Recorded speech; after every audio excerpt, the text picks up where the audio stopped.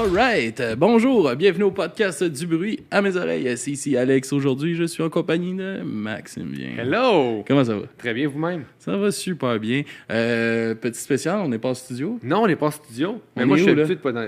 on est à Granby. À Granby? Granby. À l'escalade? L'escale. L'escale. On est venu voir un show avec les gars de MAP et on les a avec nous. Yeah! Comment ça va, les boys? Ça va bien, toi-même. Yes. Je vous laisse vous présenter pour commencer, puis je vous laisse Moi, présenter c'est Guillaume le Tardy, band. Je suis le Yes. saxophoniste de MAP. Guillaume Guité, guitariste. Simon Vivier, drummer. Alright. Cool. Les gars, je vous laisse nous présenter MAP. De où que ça part, MAP? Comment que ça a commencé? Vous êtes les petits gars originaux du band? Ouais, ben, nous autres, on est un band qui est, dans le fond, qui a été formé quand on allait au secondaire au milieu des années 90. On est un band qui vient de la ville de Québec. On étudiait tout ensemble au secondaire. On s'est rencontrés là, puis on a commencé à jouer de la musique quand on savait pas jouer de la musique. Puis on a de là...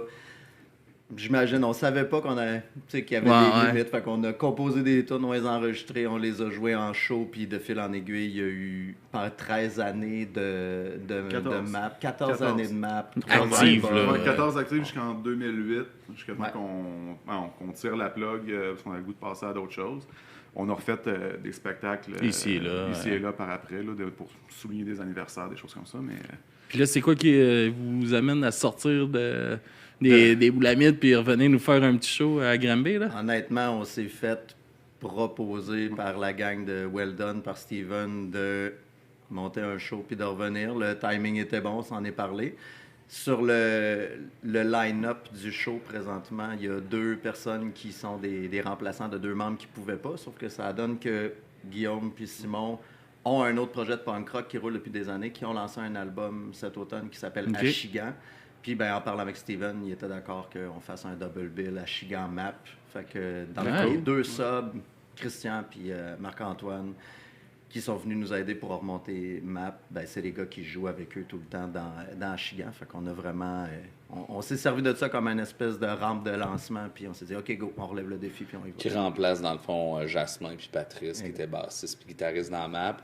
Dans le fond, si j'ai bien compris, Steven, c'est un grand fan. Là. Oui. Oui, c'est un producteur de spectacle, mais il aimait beaucoup le band. C'est pas la première fois qu'il nous approche. La première fois, on n'avait pas dit oui. Puis, ça fait que là, effectivement, le timing était bon. Lui, il avait envie de nous programmer. Fait que, pourquoi pas, dans le fond, on fait ça pour le plaisir. ça donnait puis, bien. Ouais, c'est ça. Ouais. Ah, c'est le fun, mais c'est tout le temps le fun, justement, de voir les bands revenir après X nombre de temps. Juste, même si c'est rien que pour un show, c'est un happening, on y va, puis on le vit le moment. Ben oui, tout le stress n'est pas là. En fait, nous autres, ça fait vraiment longtemps qu'on n'a pas joué des tunes de MAP. Ceci dit, on les a tellement joués longtemps et souvent que c'est comme jamais vraiment parti. Ça, il y a la mémoire. La mémoire musculaire est là. c'est ça. On dit, on va faire cette tune-là, je m'en rappelle plus, on commence à la jouer, puis ça vient tout seul. Fait que, pour nous autres, c'était vraiment, ça reste, je vais dire, pas facile, mais c'est vraiment agréable pour nous autres. On retombe dans, ça nous rappelle des bons souvenirs, les vieux ça nous ramène en arrière. Ouais, c'est des vieilles pantoufles, tu sais, fait que c'est vraiment le fun. Puis tu sais, c'est nos racines musicales à toute la gang. Tu sais, quand MAP s'est terminé en 2008, il y a eu quand même plein d'autres projets qui sont nés à la suite de ce projet-là. On a exploré toutes sortes d'avenues. Les gars ont eu, il y a eu Varla, puis il y a eu Charlie Foxtrot, il y a eu Achigan. Moi, j'ai un band qui s'appelle Feu de forêt. Il y a plein de choses musicales qui sont arrivées parce qu'on avait exploré ça avec MAP pendant des années et des années, dans les années 90-2000. C'est vraiment, nos racines musicales sont là. Ça a été une école de la vie incroyable. Oui, vraiment. Oui, puis vous avez fait quand même, je me rappelle, je pense que la première fois que je vous ai vu, c'était à Alix en 2001. Ouais. Puis, tu sais, c'était un band, je tripais sur MAP quand j'étais jeune. Je pense que je vous avais même booké une fois à Saint-Basile-le-Grand. Tout à fait possible. Ça remonte à loin. J'étais avec un de mes chums, on bookait des shows. Puis, puis ça avait mal viré, ce show-là, pour nous autres, là, mais vraiment cool, pareil. Ouais. Donc, histoire, la ville nous avait pas aidés, puis ça nous avait coûté cher. Mais c'est pas grave. Non, c'est pas de votre faute à vous autres. Non, mais c'est pas grave. Dis-leur, esti. Non, moi, je blâme la ville qui nous ont forcé, avec la Maison des Jeunes, à prendre leur sécurité puis laisser rentrer leur chum. Bref. Les shows Alix, on s'en parlait tantôt. Là, c'est une méchante. Alix, le Rainbow aussi, c'est bon show. C'est ça, quand nous, on a l'occasion de comme ramener ça, ce répertoire-là, ces tunes-là, puis ce bagage-là, les liens que les gens avaient avec cette musique-là, pour nous, tu fais comme « Aïe, aïe! » Pour moi, dans ma tête, on dirait que, pas que ça s'est estompé, mais ma vie n'est pas organisée autour des tunes de Mac. Puis là, tout d'un coup, tu ramènes ça, puis tu vois la place que ça a occupé pour les gens, puis l'importance que ça a eu. Puis on en recroise encore régulièrement des gens comme toi qui nous disent « Ah, moi, j'ai commencé à jouer de la musique, à écouter de la musique parce que votre album à tel moment dans ma vie... » Puis à toutes les couches. C'est fou de voir l'influence. Puis c'est dans toutes sortes de, je dirais, de strates de la société. Ouais. Là, tu croises du monde qui occupent toutes sortes de fonctions dans la société. Puis tu croises quelqu'un qui, je veux dire, au look, mettons, tu sais pas qu'il a écouté du MAP parce qu'il a plus son chandail avec un odd anarchiste. Puis, rendu à 40 ans, la plupart. Toi, tu jouais dans MAP. Moi, j'ai rencontré un directeur d'école dans le cadre de mon travail. Il m'a écouté faire une conférence. Il dit, ça me dit de quoi, cette voix-là, tu sais? Puis il cherche, puis ça, à un moment donné, il entend. Hey, si tu jouais dans Map, hein? C'était magnifique de voir ça. Fait que du monde de toutes sortes de parcours, là, c'est super. Puis en même temps, ce qui est intéressant, je dirais, j'en parlais avec Christian, qui est le chanteur de Chigan, avec qui joue la basse là, dans Map aujourd'hui. Tu sais, oui, il y a quelque chose de très nostalgique là-dedans, là. Puis en même temps, des fois, je me retourne et je fais comme, my God, le propos qu'on avait à ce moment-là, les enjeux auxquels on s'intéressait. C'est encore à jour. Ouais. C'est triste, mais c'est encore ça fait peur, ça. C'est à la fois très actuel aussi. Tu sais. Ça, c'est frappant, ça, des fois, des tunes, que ça fait des années que c'est écrit. Puis les tunes vieillissent bien, mais c'est comme moi, triste constatation. Faudrait pas que ça vieillisse bien, cette tune-là. Il aurait fallu qu'il y ait des changements. Là. C'est ça. Et puis, il y a des choses qui bougent. C'est juste que c'est une chanson comme, tu sais, elle est fixée dans une époque, elle est fixée dans le temps, puis elle te permet d'avoir du recul. Puis des fois, c'est du recul en bien, des fois, c'est du recul en mal. Des fois, c'est juste, tu vois, à ce moment-là, cet enjeu-là, je le voyais de ce bord-là. Aujourd'hui, il est encore présent dans ma vie, il compte, mais je l'aborde d'une autre manière. Ça permet ça aussi, je trouve, de retourner à un répertoire que qui t'a habité, puis que tu as composé, puis que tu as enregistré. Puis, je veux dire, on était des crinqués ultra engagés dans notre musique dans ces années-là. Là, je veux dire, on a porté ce projet-là à bout de bras. C'était-tu de quoi de dur d'être engagé comme ça, de défendre des fois ce que tu apportes? Parce que c'est beau de le faire, mais à un moment donné, tu peux te faire Je pense aussi... que ça nous ressemblait beaucoup. On le faisait vraiment. C'était pas, on le faisait pas pour être engagé, on le faisait parce qu'on l'était. Puis, non, tu sais, je me rappelle pas d'un moment où vous dites que vous faites ça, puis vous le faites pas, tu sais. C'était... Ou c'est pas arrivé souvent, puis quand c'est arrivé, on était très à l'aise de le défendre tel quel, mais non, je l'ai jamais vu comme un fardeau. Non, pas du tout. Moi non plus, pas du tout. Ouais. Puis ce serait quoi, mettons avec les années qui passent, c'est le fun, justement, de revenir à faire un show de map une fois de temps en temps? Tu sais, il y a clairement... Tu sais, il y a eu un moment donné, quand vous avez pris la décision d'arrêter, il y avait une cassure qui se faisait là, puis le désir de revenir, comment c'est revenu ça? Puis en fait, comment que ça a changé un peu aussi, la façon de voir ça? Quand on a arrêté, c'est plus parce qu'on on avait un peu le goût de passer à d'autres choses. On trouvait qu'on a fait le tour un peu de ce qu'on avait à faire dans MAP. Puis après ça, on a parti d'autres groupes, Charlie Foxtrot, à Chigan, Feu de forêt, pour explorer d'autres avenues. Mais de revenir à ça, pour nous, c'est autant je réécoute pour ma part, je réécoute les vieux albums de MAP, puis j'entends toutes les erreurs que j'ai faites. J'écoute, je fais comme, ça, je l'aurais pas composé de même, la tune. Parce que, on a tous pris de la maturité. Comme disait Guillaume, c'est une photographie de l'époque aussi, les chansons. Oui, puis c'est des productions qui ont été faites avec les moyens de l'époque. Mais autant ça que les rejouer là, j'ai tellement de fun à le faire, puis c'est super naturel, pour moi, je suis pas sûr que j'aurais autant de fun de le faire souvent, mettons, de faire encore, mettons, aller faire des shows à toutes les semaines, toutes les 2 semaines, mais de revenir comme ça, ponctuellement, pour moi, c'est le dessert, là, c'est un bonbon. C'est comme un cadeau que vous faites. Ben ouais, vraiment. Ouais, vraiment. Puis, tu sais, il y a je sais pas comment dire, ça a tellement habité notre vie à une époque charnière, là, entre l'adolescence puis la fin de notre vingtaine. Ça nous a vraiment construit comme personne, puis notre regard sur le monde s'est beaucoup affiné dans les discussions de vannes, puis dans les discussions de studio autour d'une toune, puis tu sais, il y a toutes sortes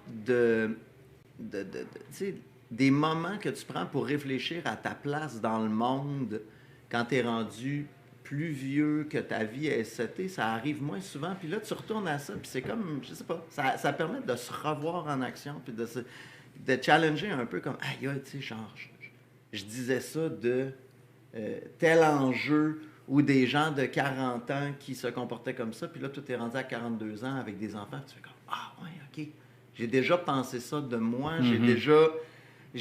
comment est-ce que j'ai passé en 15-20 ans de cette position-là à aujourd'hui, tous les angles morts que tu vois pas à 20 ans quand tu es super convaincu que tu as compris la totalité d'un enjeu, puis que genre, ben non, t'étais complètement à côté, là. Puis là, genre, t'es 2 fois plus vieux, tu fais comme, ah oui, OK, c'est vrai quand même, il me manquait toute cette portion-là du tableau.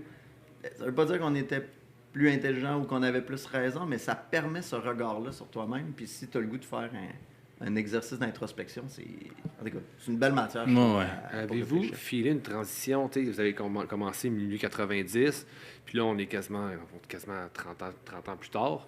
Fait qu'il y a une transition, on ne veut pas, le 25, 30? Nous, c'était le milieu des années 90. C'est 95 en montant. Fait que, tu sais, c'est 90, très do-it-yourself. Internet n'était pas vraiment là. Puis maintenant, est-ce qu'il y a eu comme une transition un peu tough par bout? Parce que vous ne composez pas de la même façon, j'imagine, ou vous ne produisez pas de la même façon? Je te dirais qu'on compose pas au niveau de la... Je vais parler dans le micro, déjà, on m'entend mieux. C'est sûr qu'on compose pas de la même façon qu'on composait quand on était adolescent au niveau de la musique. La manière de le faire, je pense que ça n'a pas vraiment changé, par contre. Mais en même temps, je me rappelle, là, justement, là, 2003, on avait sorti La Masse Critique, puis après La Masse Critique, pour nous, les choses ont changé. Il y a quelque chose qui s'est passé avec l'avènement d'Internet, dans l'industrie, entre guillemets, de la musique. Soudainement, c'était MySpace. C'était comme les plateformes se développent, la musique en ligne se développe.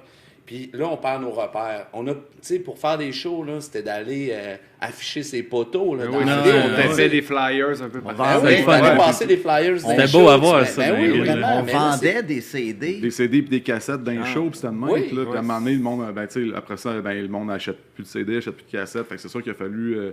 il a fallu se réajuster. Oui. Moi, je trouve que c'est vraiment, tu mets le doigt sur quelque chose. À partir de ce moment-là, en tout cas pour nous, là, la game avait changé d'une certaine manière. Puis rejoindre notre public, puis dans ce que... Tu sais, tu l'as dit, là, quelque part, on était engagé, puis le sens de ce qu'on faisait était aussi de passer un message. Fait que, il y avait faire connaître notre œuvre musicale, mais il y avait aussi l'idée de rejoindre du monde pour sensibiliser du monde, dans le fond, aux valeurs qu'on avait, puis tout ça. Là, comment tu rejoins le monde? C'est comme... Les choses ont vraiment changé à ça. Milieu des années 2000, en tout cas, c'était plus... Il fallait s'adapter justement ça parce que tu veux rejoindre le monde. Vraiment, c'est ça. Oui, tout à fait. Mais c'était vraiment différent parce que autant d'une part, c'était... mettons, si je prends... Quand on a sorti Repose en paix, à peu près, c'est arrivé à peu près au moment où le monde a arrêté d'acheter des CD. Puis, c'est ça. Avant, c'était tel album, c'est vendu 10 000 albums, 15 000 albums. Ça, c'était les bandes de Québec du Québec qui en vendaient quand même pas mal. Puis à cette heure, les bandes... Puis genre 2 ans après, les gros bandes, ils en vendaient genre 2000. Puis ça, c'est ce qu'on avait vendu de l'album d'avant. Mais après... Fait que tu sais, c'était vraiment un autre paradigme. Puis c'est ça. Il a fallu s'adapter quand même assez radicalement de ce côté-là. Mais d'un autre côté, tout le côté production, le côté composition était beaucoup plus simple. T'sais, on pouvait s'enregistrer de même, on pouvait... Fait que de ce côté, ça a amené du mauvais, ça a amené du bon. Ben, en fait, c'est pas du mauvais, c'était une évolution, c'est une adaptation, mais il y a eu quand même des avantages aussi. All right. Hey, les gars, ça fait notre 15 minutes. Je vous laisse... c'est quoi, ça passe vite? Je vous laisse plugger vos affaires, parce qu'on peut vous suivre dans vos autres projets aussi. Puis on vous revient, on s'en reparle plus tard pour ceux-là qui vont être là. Good. Let's go, Ben écoute, à Chigan, dans le fond, on a une page Facebook. Tout passe par Facebook. On essaie d'animer le truc avec ce qu'on est capable, ce qu'on fait de mieux, c'est-à-dire écrire et essayer de sensibiliser les gens. Fait que page Facebook d'Achigan. Moi, je joue dans Varlop aussi, qui est un groupe que j'ai parti avec des amis dans le temps qui jouaient dans des bandes de 95 aussi. Yes. Voilà, ça s'appelle Varlop. Puis moi, je joue dans Feu de forêt, qui est un band plus rock expérimental, du gros saxophone avec des effets là-dedans. Ça se trouve sur Bandcamp. Nice. Ben, merci beaucoup, les gars. Merci à vous autres. On s'en parle plus tard, les boys.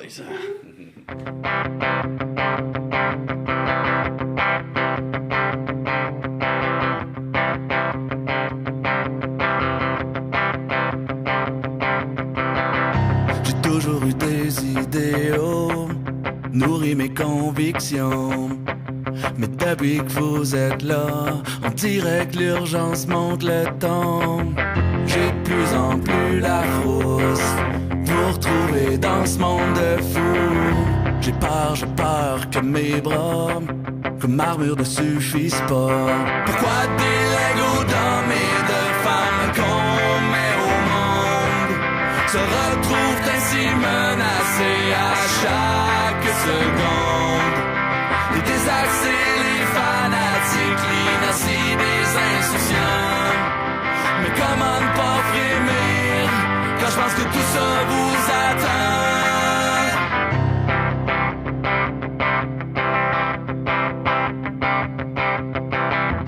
Le seul moyen que j'ai trouvé pour me sécuriser, c'est de crier ma rage et sur mon drum de me défoncer. En attendant que le baume s'efface de mes promesses, je vous jure de tout faire ce que je peux pour éviter que le bas blesse. Pourquoi des lingots d'hommes et de femmes qu'on met au monde se retrouvent ainsi menacés à chaque seconde? Les désaxés, les fanatiques, l'inertie des insouciants. Mais comment ne pas frémir quand je pense que tout ça vous attend? Je me shoot d'espoir, mais j'ai la lourde appréhension de mon regard d'adulte sous contention. Par la passivité du monde, sa vitesse et ses cons, ces résignés qui carburent de toute façon.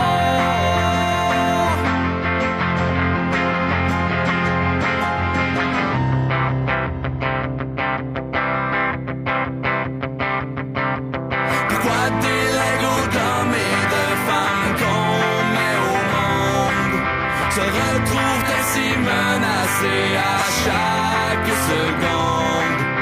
Les désaxés, les fanatiques, l'inertie des insouciants. Mais comment ne pas frémir quand je pense que tout ça vous attend?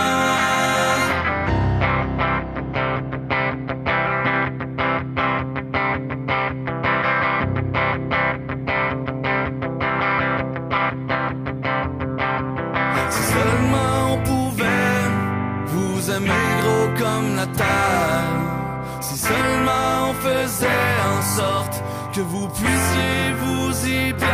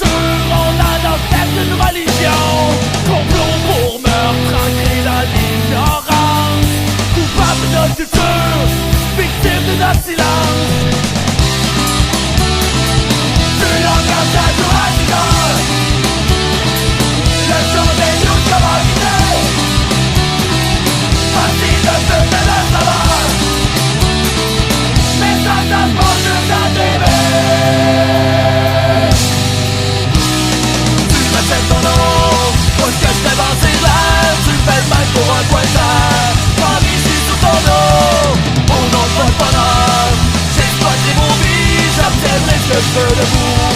C'est l'amour sous la vie. Selon la BFQ, 85% des coupes forestières faites au Québec sont des coupes à bois. Seulement 3% du territoire québécois est protégé contre la coupe forestière abusive. Selon les experts, il se fait 3 fois trop de coupes forestières au Québec. L'environnement de tous, pillé par quelques-uns, les pieds au bord du gouffre. Nous enlèvons le poing.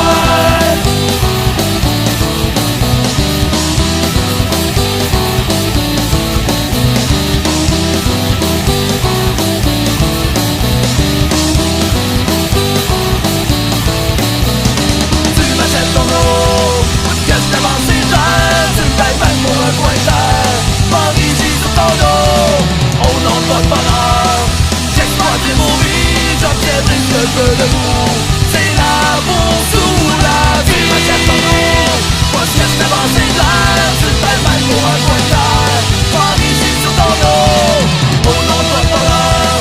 Laisse-moi te mourir, j'obtiendrai ce que je veux de vous. C'est l'amour sous la vie.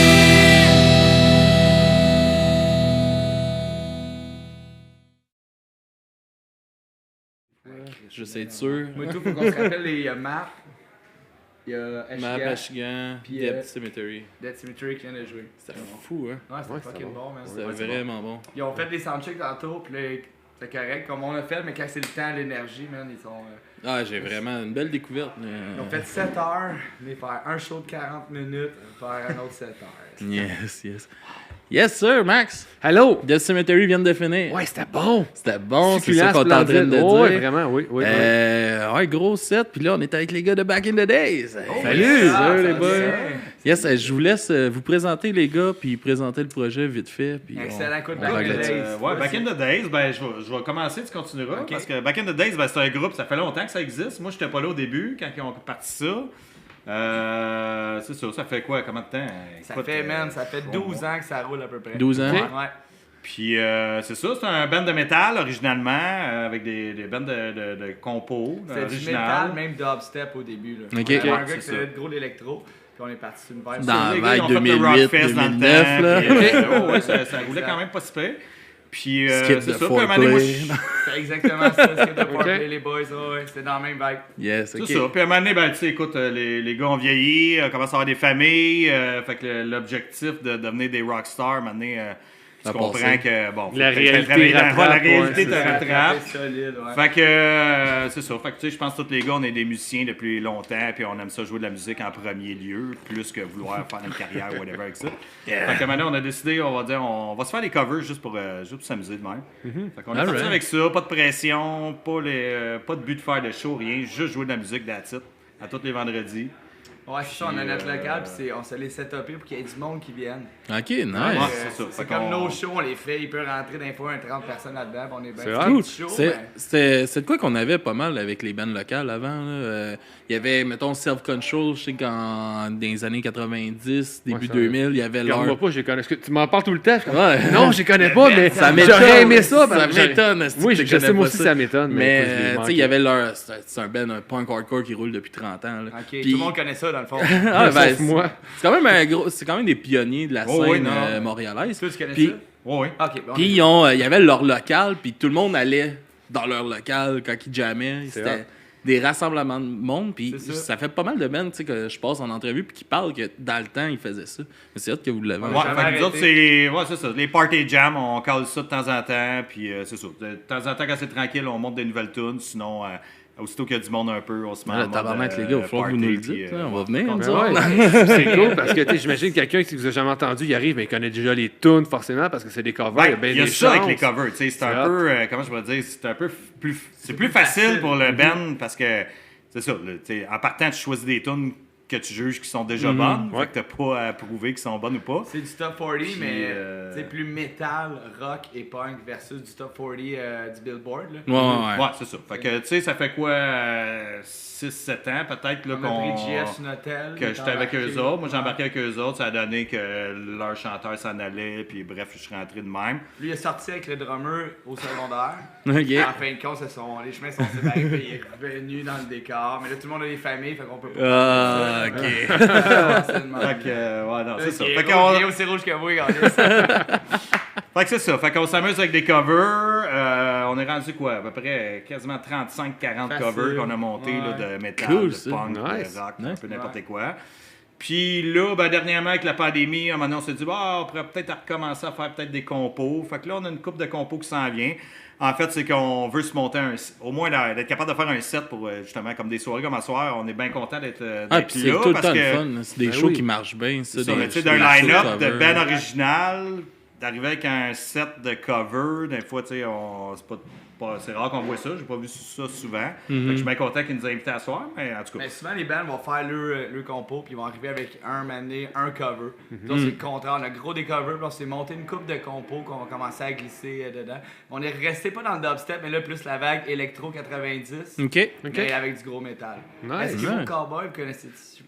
Non, mais j'aime le nom. Ouais, Eskimo Cowboy. Electric Cowboy. Là, c'est changé pour Electric. OK. Fait que l'idée, c'est de faire du métal avec une backtrack de plus dance années 90, mettons. OK, c'est hot. On s'amuse un peu avec ça. Ouais, beaucoup de plaisir là-dedans, j'imagine, parce que c'est des mélanges de musique qu'on voit pas souvent. Non, il n'y a pas de gros des mecs qui font ça. Non, c'est ça.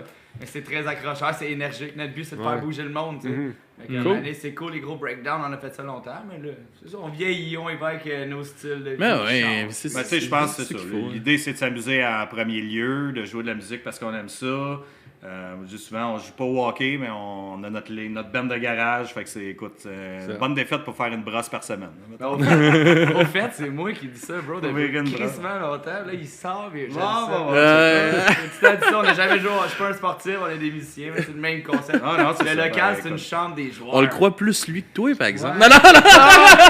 Mais tu sais, je pense qu'on a trouvé une formule justement qu'on se met pas de pression. Il n'y a pas d'objectif tant que ça à atteindre. On fait juste jouer. Parce que ça nous tente de jouer. Puis, mais c'est là, vous êtes revenu à la source du plaisir, dans le fond. Parce que c'est ça aussi qui arrive souvent avec des bands qui se mettent la pression, justement. Ça commence à chier quand tu te mets de la pression. La pression de se faire des compos. C'est vrai, tu veux travailler ensemble, puis tu joues avec l'orgueil de tout le monde aussi, là, quand tu tombes dans un compo. Là, fait que c'est facile aussi de se pogner entre membres. Vous avez raison, man, les compos, c'était pas parce qu'on n'était pas capable, c'était de choisir le riff que tout le monde va aimer, c'est bien plus long versus à cette heure, justement, un cover, on part chez nous, on l'apprend, on vient, une tune, puis même si t'as un cover, ce que ça te tente moins, tu t'en crisses dessus, là, t'as tout un set, là. Mais t'as question de dire, c'est vrai, même, toutes les bands, tous les musiciens, on est des créatifs, hein, fait qu'on veut donner notre couleur à chaque tune. Ça finissait qu'on avait trop de couleurs puis on en poussait trop versus les covers. On a fait OK, bien plus simple, ça va bien plus vite. Là, t'sais. Fait que là, y a-tu un cover de Attack Attack? On en fait trop. Oh, damn! Mais non, pas vrai, non. Mais ça, je sais quoi, pas vrai. Mais à ça, on est allé, vu que c'est un show punk, on y va plus dans le punk, mais on a quand même glissé un peu notre métal. En général, on est plus métal. OK. Ce serait quoi c'est quoi qu'on peut entendre? Là? Vous nous dites les styles. Mais normalement, là, un set normal. Ben, on peut caler des bands. On les cale. On name drop. Bullet from My Valentine. Aide-moi, mon gars. Offspring. Green Day. I Prevail. OK, quand même. On va comme pas d'un extrême à l'autre. Presley. Oh shit, nice. On fera pas à soir, mais on fait du All That Remains. On fait du Kill Switch Engage. On fait, tu sais, c'est ça. On s'amuse avec ça. Blink-182, c'est l'affaire. C'est toutes les bands qu'on écoute, qu'on aime, que finalement on... C'est cool, ça. Je pense que l'âge du monde ce soir, tu sais, ça fit parce que toutes des bands qu'on a écoutées veut pas exact, au courant des années. C'est ça qu'on voit tout le monde on rejoint bien les générations. C'est ça. Fait que, j'ai bien hâte pour vrai parce que on a fait quelques shows dans le passé, mais notre formule d'habitude, c'est plus qu'on joue dans un bar, puis on va faire genre 3 sets d'1 heure. Là, on a à peu près 40 tonnes à jouer, fait que on fait toute la soirée, juste notre band toute la soirée. Là, c'est la première fois qu'on joue sur un stage vraiment d'un line-up de plusieurs bands, un après l'autre. Okay. Fait que, un peu comme Me First and the Gimme Gimmes font. Ouais, c'est ça. Fait que là, on retrouve un stage plus grand. Ça faisait longtemps qu'on n'avait pas vu ça. Un stage plus grand avec du volume plus fort un peu. Tout ça. Fait que non, on est bien contents. Ouais. Yes, puis qu'est-ce que ça a changé justement dans la dynamique de groupe quand vous avez pris cette décision-là vous faisiez des compos. Non, la dynamique dans le band, tu sais, comme c'est clair que ça a fait un changement. Il y a un stress qui est parti de je pense que oui, parce que là, c'est vraiment le plaisir qui est à l'avant-plan, puis c'est ça, il n'y a pas de pression de mais il y a quand même le choix, tu sais, vu qu'on a toutes des idées, il y a le choix de tunes qu'il faut quand même choisir. C'est un petit peu, des fois, c'est touché. Il y a des tunes qu'on a essayé, qu'on a fait, OK, non, mais c'est tellement, c'est ça, c'est plus fluide, c'est plus facile, c'est moins compliqué. Puis une fois qu'elle est appris, on s'est rendu compte pendant la pandémie, au début, là, il y a eu un 6 mois qu'on n'a pas joué, après on s'est mis à rejouer en ligne avec des logiciels, tout le kit. Ça marchait pas. On a vraiment fait des jams virtuels, là, chacun avec les délais. C'était terrible. C'était avec la latence. Là. Mais on a joué, c'est ça. On a fait 2-3 mois de temps jusqu'à temps qu'on fasse fuck off, on est délinquants, on jam pareil. C'est ça. Le premier jam, on les a tous joués comme si de rien n'était. On a fait tabarnak, ok, c'est des trucs. On n'a rien perdu. C'est ça, ton subconscient, tu les entends quand t'avais de la musique tout le temps. Mais c'est comme ça, les gars de Map nous disaient, tu sais, ils disaient, ça fait des années qu'on joue plus ces tunes-là, puis on les reprend, puis c'est comme si on les avait tout le temps joués encore. Ah non, c'est ça, c'est comme du bicycle, là, c'est ça. Ouais. Je joue aussi dans New Lease, là, on va jouer cet été là, au festival, avec, la journée avec Pennywise. Okay. Mais ça aussi, tu sais, nous autres, ça fait quoi, 20 ans que le band n'existe plus, on a fait un comeback là 10 ans. Là, 5 puis un autre là 5 ans, mais tu sais, les tunes à un moment donné, tu les as tellement joués dans le passé que... 2-3 jams, puis tout est revenu, tout est revenu. Puis là, mettons, pour finir ça, là, ça serait quoi votre compo, pas votre compo, mais votre cover préféré que vous jouez? Bullet from my Valentine pour moi, Tears Don't Fall. Pour moi, mon choix. Ton choix. Écoute, c'est dur à dire. Côté vocal, j'ai quand même gros des défis, parce que c'est ça qui arrive dans les compos. Hein, tu reprends des tunes, tu te fies ces versions album. Puis des fois, tu te mets de la pression, tu te fais tabarouette, les gars, ils ont des astis de voix, puis tu essaies de refaire. Là, après ça, tu regardes ces bands-là live, là, tu fais OK, asti, ils font pas à moitié des notes hautes, là, tu t'aperçois qu'en studio, ils ont pogné la bonne tête, là, que ce jour-là, il est en forme, puis c'est ça qui est resté sur l'album. Mais sinon, écoute. Joyeux bro, ça a recommencé. J'aime bien faire du AC/DC, c'est un peu ma marque de commerce ici. Fait que j'aime bien ça. Ouais, on en fait une couple d'AC/DC, on s'amuse avec ça. Fait que cool, les boys. Ça passe bien. Fait que, est-ce qu'il y a une page où on peut vous suivre quelque part? Back in the Day sur Facebook. Facebook, Back in the Day. C'est pas mal là-dessus qu'on est en ce moment. On travaille sur... c'est compliqué, mais on va peut-être ouvrir Instagram. Là. Je sais pas comment ça marche. C'est pas vrai, on va faire Facebook. Si vous arrivez sur la page, puis c'est un logo un peu genre années 60, c'est pas nous autres, c'est un band de l'Ontario qui s'appelle aussi Back in the Day. Ils ont 80, c'est tellement drôle. Cool, ben merci beaucoup les boys. C'était super cool. Merci beaucoup, guys. Yes, sir. Love you guys. Ciao. Okay, so since you guys speak English and we speak French, we're not fully bilingual. Either you don't speak really French, so I found a common ground. I'm going to do it in Spanish. So I've got my first question. Hola, ¿cómo crees que influye la ergonomía aeronáutica en la presión intrauterina de los viajeros mayores de 50 años? Un petit peu. Yes, Max, on est encore à Granby. C'est une vraie question. Ouais, tu la poseras. Inquiète pas. Ouais, t'es encore à Granby. On est en entrevue avec les gars de Death Cemetery. Yeah, Toronto, Ontario, Canada. Hey guys, how's it going? Bonjour. Thank you for having us. It's good, thank you. Good. I'll let you introduce your band and yourself, and we go with that. Let's go. Okay, well, my name is Davey. I'm the singer. Our band's called Death Cemetery, and we are a fast punk band from Toronto. And this is my colleague, Fast Eddie Knowlton. So I'm Eddie Knowlton, go by Fast Eddie. We're just a I like to call us kind of dark pop punk, almost, if you will. Sure, that's we blend a lot. We blend a lot of influences from like the classic Fat Epitaph '90s era, all the way up to like the modern melodic hardcore of Anchors, and like we just played with Darko, who are amazing band from UK. Fucking so good. So we love it all. Yeah. And how everything started for Dead Cemetery?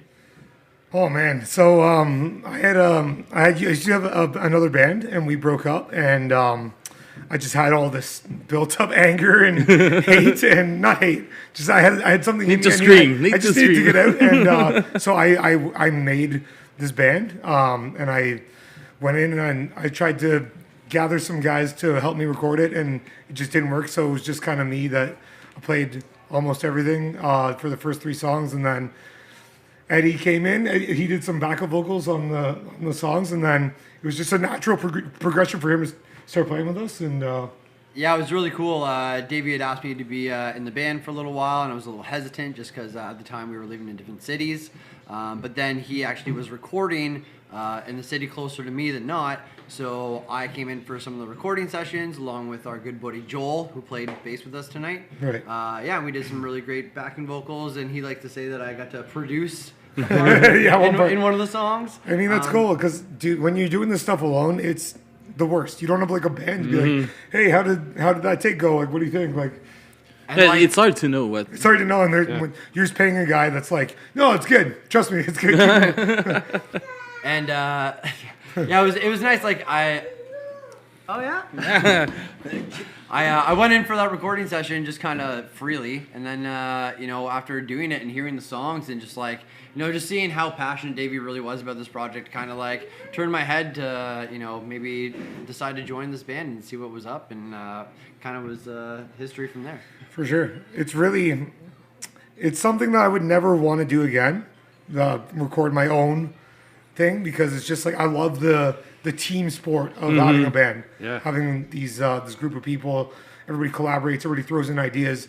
You might butt heads here, you might really agree and hug about stuff there, but it's something that I could never give up. Yeah, but you guys have a really great energy on stage, and I love those vocals, gang vocals. Yeah, those gang vocals came out really nice. I really love that. That's something I love in a band. So yeah, we're we're like kind of fast punk, and we're kind of a little bit of skate punk and stuff like that, but we're not so guitar tech driven, but we are very vocally driven. Yeah. That's nice. We love the harmonies. We love to get in the gang vocals when we can, and just like really push the song to the audience that makes them really want to get involved. To bring some hardcore vibes to the song. Well, and like Eddie and I grew up in really strong local music scenes, and all of those bands were like, get to the front, sing along, throw your hands up in the air, put your arm around the guy next to you.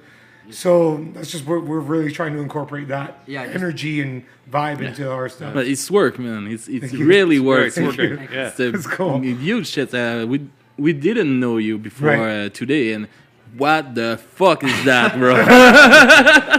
I love it. Yeah, tabarnak. French basic, eh? we had a 6-hour drive down here. We're like, I swear where it's in French. It's how to take the road like that. You love it? Love it. Yeah, when you're with good people, the time just flies by. Yeah, because you guys drove 7 hours to come here just to play tonight. Yeah, of course. Sometimes it takes 7 hours to get across Toronto. It's okay. So it's okay. It's just we have come to understand that as much as we love our hometowns and our scenes and Ontario, Quebec is just on another level. Sure. Every time we come to Quebec, it's just that much more exciting to us to come and play our songs and show these songs to the people that are just so receptive. Like again, like Quebec couldn't be a more warming community to come into. It's beautiful. Like we've been to yes. Like we've been to Rockfest, Pouza Fest, Red Ridge Festival. Years. This shit is fucking wild. It's where we want to be. It's hard to live here, but where I want to be just to go to a show, and it's where I want to be to play a show. And it feels like home. Did you see the difference with the punk scene in Ontario and in Quebec? It's hard. Ontario has its outlet pockets for sure, and like right now, Toronto is fucking crazy. It's super Toronto sick. is booming. There's a lot of like Ramones core and like snotty pop punk and like that real like edgy classic, what brought you to the scene kind of vibe and feels, right? And but when you're in Quebec, when you're in Quebec and you see everybody, they hear the fast. Holy fuck! You just their eyes roll in the back of their heads. They're like, oh, like zombies. It's crazy. It's cool. It's so cool. It's cool. Nice. Very European. I was here like 7 or 8 times last year, I think. Okay. Just for tours and punk shows, festivals, and there's something. The energy, man. It's so fucking cool. What do you guys put in the water? Yeah. It's Molson Canadian. Vodka in your Gatorade? Okay. Before Molson Canadian, here is Molson Export. That's in right. Quebec. Yeah. It's the only place in Canada is Molson Export. Right. Yeah. Because we don't buy Molson Canadian. I think the Molson family like pissed off people or something, right? Yeah, probably. No, I just think that French Canadians don't like to see the Canadian but they love the Canadian hockey team. Yeah. But you're Habs. You'll fucking love the Habs. Yeah, they love the Habs. But Canadian. Yeah. I don't fucking care about them. Finally. Fuck them. So, what's your best memories on the road? Oh my god. I mean, like, straight up, the one time that comes to memory immediately will be when we got to tour with Belvedere during the September 2021 kind of open phase during the pandemic. We came to Montreal, and we played Foofs, was supposed to be for kind of like a Pooza Fest, kind of 9.5, didn't quite happen. But the crowd that was there was the most Pooza vibes you could ever imagine. I got to do a sound check with just my vocals, and the crowd sang back my vocal warm-up. It was crazy. Immediately, even before we started playing, before anything, they were just so ready for it. And like that moment, I could stop playing music and just be so happy with that one. Nice. Just, again, cool. Nice. For me, it was the moment that Eddie and Nick and Bill joined the band, because these guys are fucking awesome. They're like, again, I started this band by myself, but I was hoping for band members like this. And we've had some people come and go, and I could only hope that I could collaborate with musicians and buddies like this. It's really cool. Nice. Yeah. And worst place you ever played? Oh, Toronto. Best and worst place. The best and worst place all in once. I don't know. We've everywhere. We've been really lucky. We're you know what? We're really positive people. We just try to make everything fun and cool. And the minute we take it too seriously is the minute it dies, right? Everything. Yeah, exactly. Sorry, I ruined my last band by taking it too seriously. So my approach is don't take everything too seriously. So that was your fault. Yeah. Okay. Oh yeah. Single-handedly. That's why I wrote 3 songs about it. And 8 songs about myself. And how is it the writing processes for the band? So they were very emotional at one point, and then the guys joined the band, and then we had this song that I wrote. We recorded it over the pandemic from all of it into our homes, and then our newest song. We have a new song coming out next month, and Eddie wrote it. Eddie majorly wrote it, and then we collaborated, and so we're finding our way of like working as a band now instead of me being like, this is the song, and you know. Yeah, so like originally with the EP, we all came together, learned those songs, so they were amazing, played those. I don't know if you guys have heard the actual recorded version of our Eat the Meat cover, but like you know, we kind of came together with that, and I feel like actually that cover helped us kind of find ourselves. Huge. Because Davey did a really good job of just like making it our own, and then with all of us coming together, we all made it collectively our own. And then pretty much at that moment, we kind of knew like, all right, this is the core 4 here. And so like, we released Dazed and Confused that we recorded remotely, like Davey said. It came out really well. And then this next song is when we were able to come together more. And it was something I was able to bring to the band for my first time. And it literally explodes out of the gate. And we're really excited. It's shaping our new sound. It's shaping the way that we communicate and are able to bring music to the table where it's like, this is the thing that I wrote. I want you to give me what's here, but I want you to give me what you think too. Yeah. It's really cool. Really quick shout out as we're on this podcast to Kristen Makes a Podcast because it's our Bible. It is our Bible.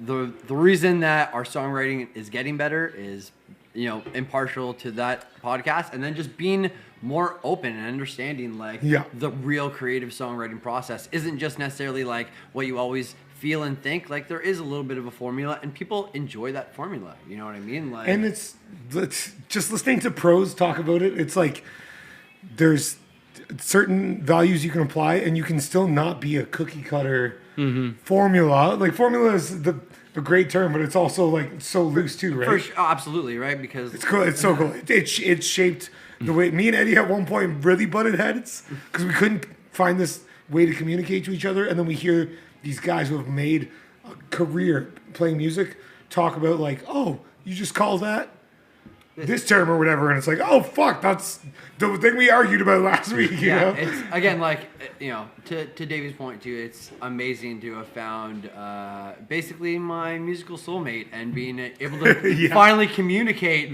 properly with him what we want to accomplish. It's really cool. great. And the fact that you did that cover, I mean, taking a song and just putting your own vibes in it. Yes. I guess it helps to see how other people create music and learn to play it. Yeah, because it's fun. I mean, and you just work on something that exists, but you do it your own way. So it might help to see, oh, you work like that, or work like that. Sure. He's got that vibe. So. Oh yeah, for sure. Yeah. Yeah. Nice. Hey guys, it was the time. It's very fun. All the team of Well Done tell me. We have to put you on the front, and they think you are crazy, and I think now you are crazy. That's good crazy. Yeah, that's my kind of crazy. That's a very good band. I told you that Ontario people could be nice. Yeah. They didn't believe me. He still doesn't. That's my fault, guys. I know. I admit. No. But it does boil down to meeting great people like you guys, and then finding these amazing communities that we come out and play to, and just completely welcome us into open arms, and it just makes us feel that much better about what we're doing, and we just want to keep doing it. So thank you guys so much. Musicians are generally insecure people. So. And podcast too. Podcast too. You had a band, I had some band too, so we can relate. Basically, anytime that you talk on a mic, you're fucking insecure. It's hard. Yeah, thank you guys. Thanks a lot. Done for Merci today. beaucoup. Yeah. Hey, quick shout out. Yeah. Shout out to our label, Thousand Islands Records. Thousand Island Records, Bruno and Cynthia. Shout out to 22. Yeah. Brand New Lungs. Fucking Darko. Are we going to do this? Speakeasies. Down Memory Lane. Colors Fade. Oh, Down Memory Lane. Go. Red Bridge Festival au Dulac. Festival du Lac. Oh, yeah. People of Punk Rock Records. Well done productions. Thank you guys so much for having us out tonight. This is amazing. All of Quebec and your beautiful punk scene. Every single person who's involved with the punk rock community in Quebec, we love you. Do you plan of printing a vinyl someday? Yes, we're working on an album right now, and we're going to have a vinyl hopefully by the end of the year. We will buy it. Hold on. Due to vinyl delays, we don't know. Yeah. Will be out as soon as possible. There will be one of those little pictures of our vinyl by the end of the year. Yes, right. Thank you, guys. Thank you so much. Well, see you guys. Thank you so much.